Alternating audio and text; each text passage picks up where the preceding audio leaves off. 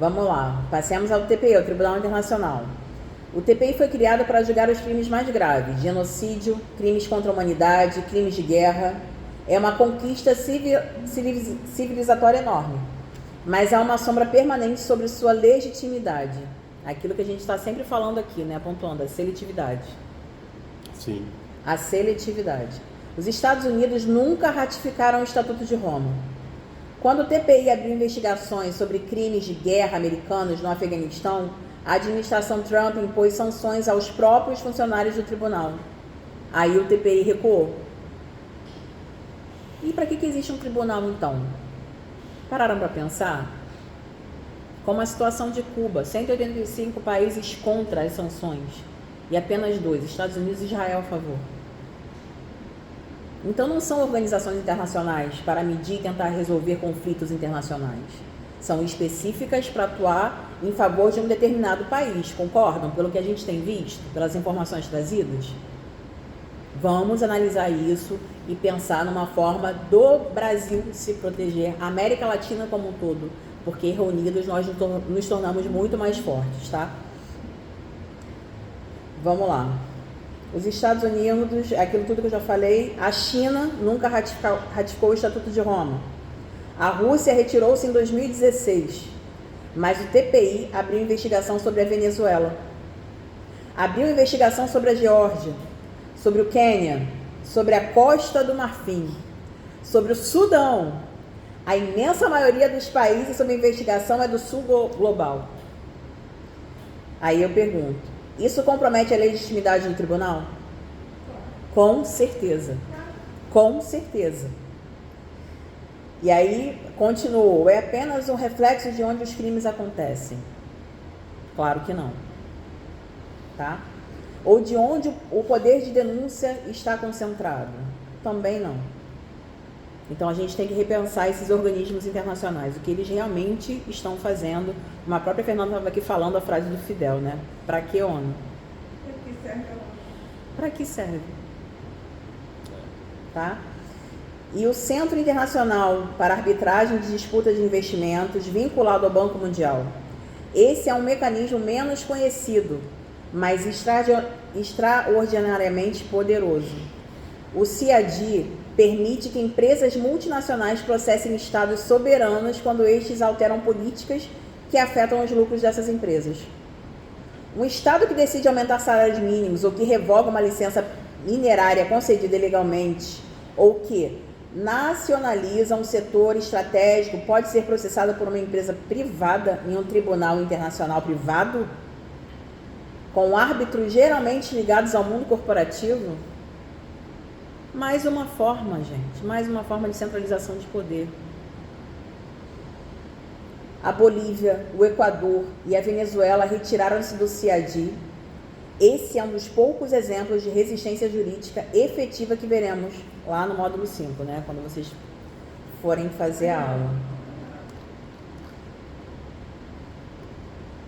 Aqui eu vou fazer uma síntese bem rápida, porque eu paro por aqui, né? Porque a minha indagação é para que servem esses organismos internacionais, se a gente tem visto que basta a decisão de um único para que isso seja a verdade absoluta. A gente tem que pensar e tem que analisar dessa ótica. Não adianta ir lá quando alguma coisa estourar, pelo que a gente viu. Cuba foi, Fidel saiu de Cuba depois de não sei quantos anos e foi até lá a ONU solicitar que fossem retirados os bloqueios. A população estava sofrendo. E o que aconteceu? Nada. Aí a frase dele, para que serve a ONU? Liga um alerta na cabeça de todos nós, não liga? Eu entendo. Aí eu vou aqui, antes de encerrar, quero propor 3 padrões que atravessam todos os casos que vimos hoje. Primeiro, a seletividade.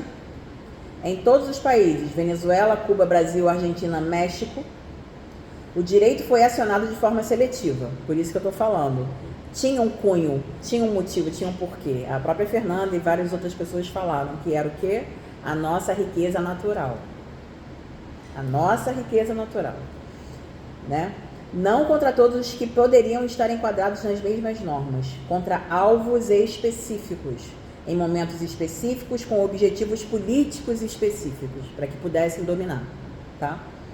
Segundo, a instrumentalização de organismos internacionais, a OEA na Bolívia, o TPI na Venezuela, o CIAD em toda a região.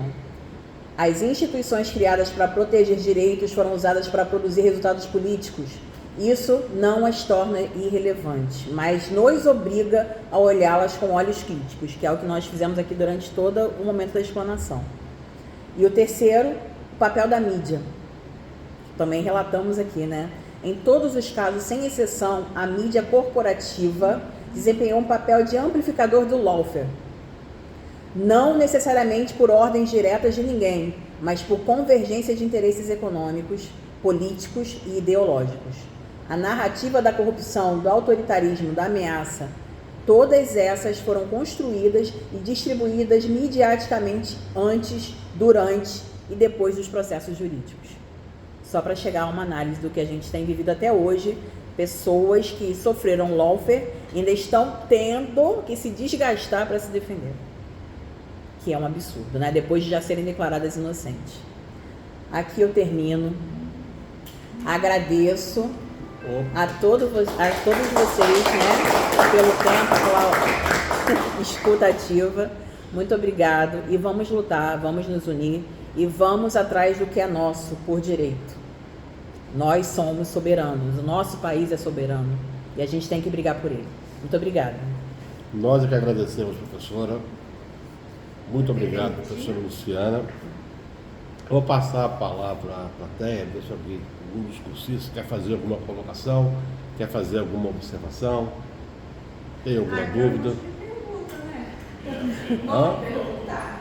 Então, olha só, você falou que desde 29 anos, né, que é votado o fim, com quase que unanimidade, né, o fim do bloqueio. Na verdade, os 60 anos, todos eles, o bloqueio não era votado em sua maioria na ONU. Sendo assim, sempre 2 ou 3 que votavam, dependendo do ano. Por exemplo, no ano que o Bolsonaro estava aqui, nós votamos contra o fim do bloqueio. Mas isso é irrelevante, né? Uhum. A grande maioria sempre votou pelo fim do bloqueio. Isso. Então, todo ano existe uma comoção nacional ou internacional pedindo que se vote, que os países que fazem parte desse conselho vote contra, vote a favor do fim do bloqueio, vote pelo fim do bloqueio.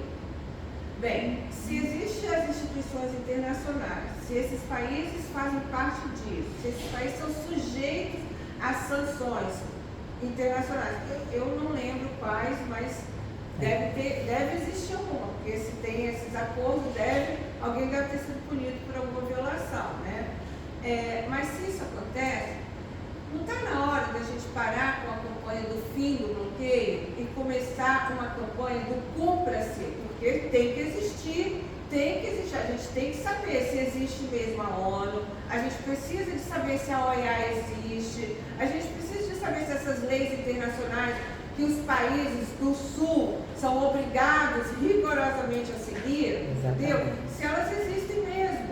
Porque se elas existem, elas têm que fazer cumprir o fim do bloqueio, não é isso? Eu concordo. Então eu acho que tem que ter aí uma campanha do cumpra-se. Todos os países têm que parar de fingir que a gente está só sancionando uma coisa que é arbitrária. Exatamente. E outra coisa, uma coisa que é genocida e que mata muita gente, não é em Cuba só não. Nós estávamos falando aqui Exatamente, que ontem foi descoberto um remédio que cura, não é que previne não, que cura o câncer de fígado, de estômago e de um outro que neste momento eu não sei falar qual é, mas que são 3 tipos de câncer, que se eu já tiver, eu tomo um remédio e ele vai ser curado, tá? Sabe quando que o mundo, as pessoas do mundo vão poder usar esse remédio? Dia nenhum. Porque existe um bloqueio que impõe que o mundo não pode comercializar nada que foi feito por Cuba. E aí é que está a questão. Aí eu acho que isso é um genocídio. Isso é um crime contra a humanidade, entendeu? E aí o povo desses países que não vão ter acesso a essas curas, porque são coisas que matam muita gente durante o ano em todos os lugares do mundo. Então esse povo, esses familiares que ficam, ou aquele que perdeu seu ente querido por um câncer dele, tem que se levantar. Ele precisa de se revoltar. Entendeu? Porque a cura está ali, mas não pode porque tem um Estado que é genocida, que impõe ao mundo todo ficar sob a justiça de morte. Como no Brasil, nós matamos 700 mil pessoas porque o presidente falou que não existia vacina, que era coisa de uma gripezinha e viraria jacaré, entendeu? Então, são coisas que a gente não é brincadeira, não é piada. Por isso que eu falo a questão da ONU, 185 países votando pelo fim dessas sanções. Na verdade, eles votaram para nem ter início. Nem ter sanção. Nem ter sanção nenhuma. A realidade é essa. E aí a gente indaga, olha isso, olha o que você está me trazendo, que coisa maravilhosa. Cura para o câncer, atinge toda a humanidade. Foi feito em Cuba. Mas não, como não podemos comercializar uma coisa que salva vidas? Isso salva vidas, esse bloqueio tem que terminar. E as sanções aplicáveis aos países que estão obrigando a outros países a não comercializar, tem que existir. Tem que existir, porque o que a gente tem verificado não é isso. Não é isso, infelizmente. Porque se o governo se levanta, o povo tem que se levantar. Exatamente, mas aí o povo de todos os 185 países. Chega o momento, eu acho que chegou o momento de algum governo começar a fazer circular aquelas listas que todos assinam e levar de todos esses países. Olha, nós queremos comercializar com Cuba. Eles descobriram a cura de 3 diferentes tipos de câncer. A gente não pode deixar isso parado e deixar pessoas morrerem dessa forma. Porque o câncer do fígado é um dos que mais matam, de estômago. Não tem nem tratamento, gente, é sério. Tem o remédio. O remédio de Cuba. Então, qual seria a saída? Levantem esses bloqueios, acabem com eles e vamos viver de uma forma plena. Não apenas a favor de um único Estado que quer alcançar um objetivo, né, que está errado, a gente sabe disso, apenas para tirar a nacionalidade e a soberania de um país e roubar as riquezas naturais dele. Pode falar. Vou fazer aqui um paralelo bem rápido. É o seguinte, em 64, regimes antidemocráticos, autoritários, eles adentraram em regimes democráticos com a desculpa de combater o comunismo.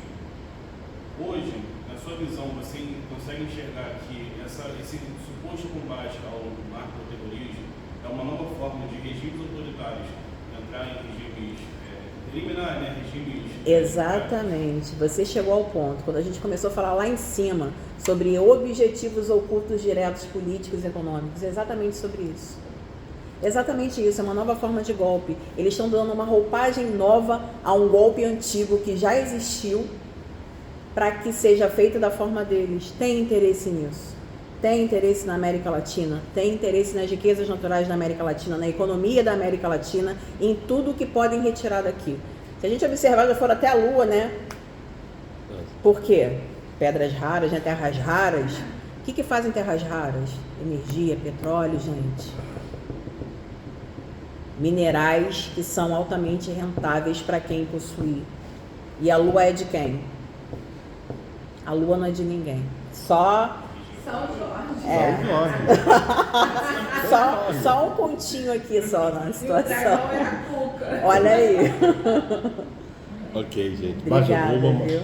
Bem, professora Luciana, sua palestra foi espetacular e ela serve para me deixar cada vez mais preocupado, mais tensionado com as pressões promovidas pelos Estados Unidos a título da autodefesa, invadindo países, prendendo pessoas, e nós ficamos aqui aguardando. Será que nós somos a próxima vez?